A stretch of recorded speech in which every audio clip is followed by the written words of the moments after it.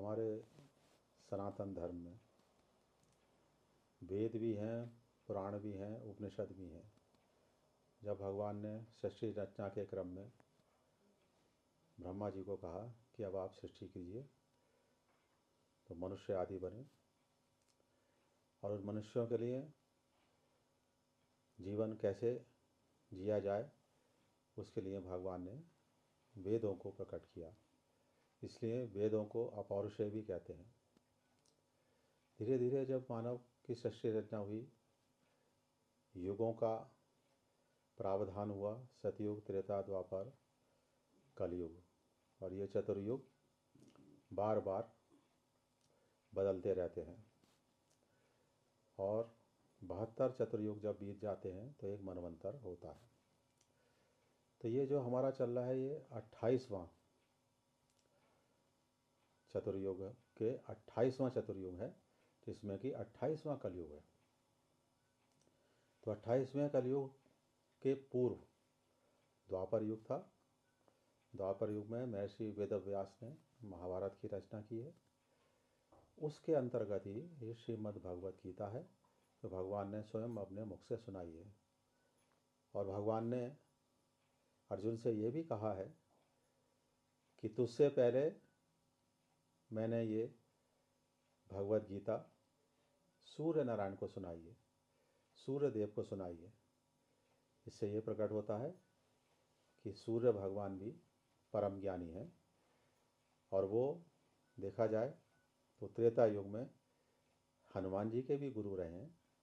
हनुमान जी ने बाल्यकाल में सूर्य से ही ज्ञान प्राप्त किया है। इसमें जो द्वितीय अध्याय है इसका, गीता का, ये अर्जुन विषाद योग भी कहलाता है। कि जब हम अपने जीवन में प्रारब्धवश सुख और दुख को ग्रहण करते हैं, तो सुख और दुख भोगते भोगते हमें कहीं ना कहीं ये लगता है कि हम इनसे कैसे छुटकारा पाएं। उसमें दो बातें आ जाती हैं कि प्रारब्ध के अनुसार भोग तो भोगना ही पड़ता है, परंतु यदि भगवत कृपा और गुरु कृपा हो जाए तो हम उन दुखों से निवृत्त भी हो सकते हैं। तो इसमें अर्जुन को भगवान ने जो गीता का उपदेश दिया है, तो जो अर्जुन की स्थिति आज के युग में हम अपनी स्थिति समझ सकते हैं कि अर्जुन को जो विषाद हुआ, जो धर्म और धर्म के विषय में सही निर्णय नहीं ले पा रहा था, पाप और पुण्य के विषय में सही निर्णय नहीं ले रहा था, और जैसा मैं हमेशा कहता हूँ कि जब तक मनुष्य को वैराग्य नहीं होगा तब तक उसकी गति उस परमात्मा की ओर नहीं होगी। तो इस प्रकार जब अर्जुन को विषाद हो गया कि अगर ये सब युद्ध करने के उपरांत भी यदि मैं विजयी होता हूँ तो ये सारी पृथ्वी का मैं स्वामी भी बन जाऊँगा, सारे भोग ऐश्वर्य भी मेरे होंगे, परंतु यदि मेरे स्वजन ही मेरे साथ नहीं होंगे तो ऐसी जो मुझे भोग ऐश्वर्य मिलेंगे उसका क्या लाभ। तो वो जो उसका छात्र धर्म है, जो क्षत्रिय का कर्तव्य है, क्षत्रिय का कर्तव्य क्या है कि अपनी शक्ति के द्वारा, अपनी सामर्थ्य के द्वारा जो समाज में व्याप्त दुष्ट आदि हैं, दुष्ट प्रवृत्तियां हैं, उनका नाश करे, सज्जनों की रक्षा करे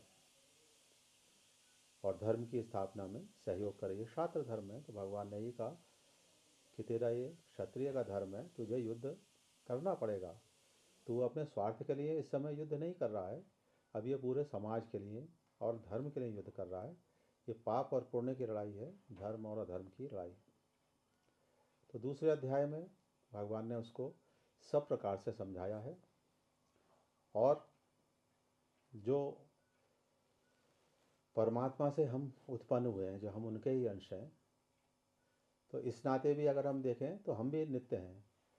हमें क्या भ्रम हो जाता है कि हम शरीर हैं, हमने शरीर को अपना मान लिया है, जबकि हम शरीर नहीं हैं। शरीर में जीवात्मा के रूप में जो हम निवास कर रहे हैं वो हम हैं। और उस जीवात्मा के भी कई शरीर हैं, सूक्ष्म शरीर है, कारण शरीर है, और जो हमें ये दिख रहा है ये स्थूल शरीर है। तो अर्जुन को विषाद हो जाता है कि ये सारे जितने मेरे स्वजन हैं ये मेरे हाथों द्वारा मारे जाएंगे। तो भगवान ने समझाया कि ये स्वयं ही अधर्म का साथ देकर यहाँ मृत्यु को प्राप्त होने आए हैं और इसलिए तुझे कोई दोष नहीं रहेगा। अगर तू युद्ध नहीं भी करेगा तो भी ये तेरे से युद्ध करने यहाँ खड़े हुए हैं। तो अब धर्म और धर्म की लड़ाई है और ये तेरी एक व्यक्तिगत लड़ाई नहीं है कि अब तेरी व्यक्तिगत लड़ाई हो कि तुझे राज्य प्राप्त करना है। अब ये क्या है, पूरे समाज के लिए लड़ाई है, क्योंकि ये जितने दुर्जन हैं समाज में भी कष्ट पहुंचा रहे हैं सज्जनों को और धर्म की भी हानि कर रहे हैं। ये भगवान ने अर्जुन को समझाया, क्योंकि अर्जुन उनका क्या था, सबसे प्रिय भक्त था। इसलिए बार बार वो चाह रहे हैं कि ये जो कीर्ति और यश का कार्य है, धर्म की स्थापना में तेरा जो सहयोग होगा, दुष्टों के संहार में जो तेरा सहयोग होगा, सज्जनों की रक्षा में जो तेरा सहयोग होगा, ये इसका श्रेय मैं तुझको देना चाह रहा हूँ, क्योंकि तू मेरा अतिशय प्रिय है। तो भगवान कहते हैं धर्म अधर्म मैं जानता हूँ, उसके विषय में तू चिंता मत कर, मैं वही तुझे समझा रहा हूँ। तब उन्होंने बताया, भगवान ने क्या अर्जुन को बताया, अर्जुन ने बिल्कुल कह दिया कि मैं अब युद्ध नहीं करूँगा। जितना मैंने शास्त्र पढ़े हैं, जितना मुझे ज्ञान है, उसके अनुसार मैं नहीं चाहता कि मैं अपने सगे संबंधियों का वध करूं, संहार करूं और फिर इस भोग ऐश्वर्य को ग्रहण करूं, मैं नहीं चाहता हूं। तब भगवान ने कहा है कि तू जिनको समझ रहा है कि ये मृत्यु को प्राप्त हो जाएंगे, कि तू समझ रहा है कि ये मृत्यु को प्राप्त हो जाएंगे, तो इनका केवल स्थूल शरीर हटेगा, केवल स्थूल शरीर मृत्यु को प्राप्त होगा। जैसे तुमने सुना होगा देहांत कहते हैं, यदि किसी की मृत्यु हो जाती है तो कहते हैं उसका देह का अंत हो गया, आत्मा का अंत नहीं होता है। तो हमें ये भ्रम हो गया है कि जो शरीर है हम ये हैं, हम ये नहीं है, हम हमेशा नित्य रहेंगे, क्योंकि हम परमात्मा के अंश हैं। तो जब परमात्मा नित्य है तो हम भी हमेशा नित्य रहेंगे। तो भगवान ने ये समझाया कि ऐसा नहीं था, है नहीं। एक श्लोक उन्होंने बताया है, न तो वे हम जातु नासम न तम नेमे जनाधिपा न चैव न भविष्यामा सर्वे वै मतः परम। कि हे अर्जुन, तू जिनके लिए विषाद कर रहा है, ऐसा नहीं है कि मैं आज से पहले नहीं था, तू आज से पहले नहीं था, या ये सारी सेना या जितने लोग तुझसे युद्ध करने के लिए खड़े हैं जो कि दुर्जन हैं, दुष्ट हैं। एक पक्ष क्या है धर्म का और दूसरा पक्ष क्या है अधर्म का। तो मैंने भी, भगवान कह रहे हैं, उनको समझाया कि जिसको धर्म के पक्ष में माने आ जाओ, लेकिन उन्होंने नहीं माना और आज ये अधर्म के पक्ष में रखे, इसलिए इनका विनाश अवश्यंभावी है। तो परमात्मा ने जब ये समझाया कि जब ये अवश्यंभावी है और तू समझ रहा है कि ये तेरे द्वारा मारे जाएंगे, तो ऐसा नहीं है, ये स्वयं पहले से ही मृत्यु को प्राप्त है। क्योंकि जब इन्होंने घोर कर्म कर लिया, घोर पाप कर लिया, तो इसका इनको सजा भी मिलेगी, उनके अपराध की सजा भी मिलेगी। और भगवान शरीर का विच्छेद तभी करते हैं जब अपरिहार्य हो जाता है, जब समझाने की स्थिति से व्यक्ति ऊपर निकल जाता है। क्या कहते हैं, जब वो समझना नहीं चाहता है नहीं। तो शठे शाठ्यम समाचरित है नहीं, कि शठ के साथ शठ जैसा ही व्यवहार करना पड़ता है। तो इस प्रकार से ये एक शब्द और आता है जिसे कहते हैं खल, कि खल उस व्यक्ति को कहते हैं जो किसी प्रकार भी नहीं मानता धर्म पर चलने के लिए और सदा ही अधर्म को अपनाता है।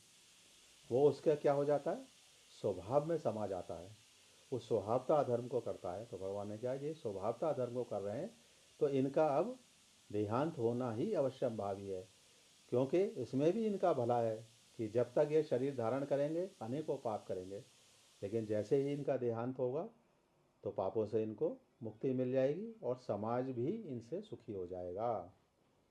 तो भगवान ने जब ही समझाया कि ऐसा नहीं था, केवल देह का परिवर्तन होगा, ये भी नित्य है, तू भी नित्य है, तू नहीं मरेगा। तो स्वभावता जो ये कर्म कर रहे हैं, इस कर्म करने से ये बच जाएंगे। तो भगवान ने क्या कहा इस श्लोक में कि पूर्व जन्म में भी ये सब थे, इस वर्तमान में भी हैं और आगे भी हैं। उन्होंने पुनर्जन्म को स्थापित किया कि ऐसा नहीं है, है नहीं, जिसका जन्म है उसकी मृत्यु निश्चित है और जिसकी मृत्यु है उसका जन्म भी निश्चित है।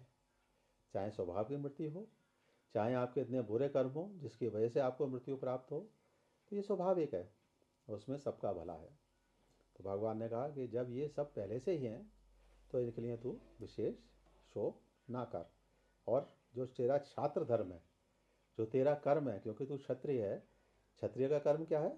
समाज को दुर्जनों से बचाना, समाज की रक्षा करना, धर्म का सहयोग करना, तो ये सब उस करना। तो ये भगवान ने उसको ये बताया।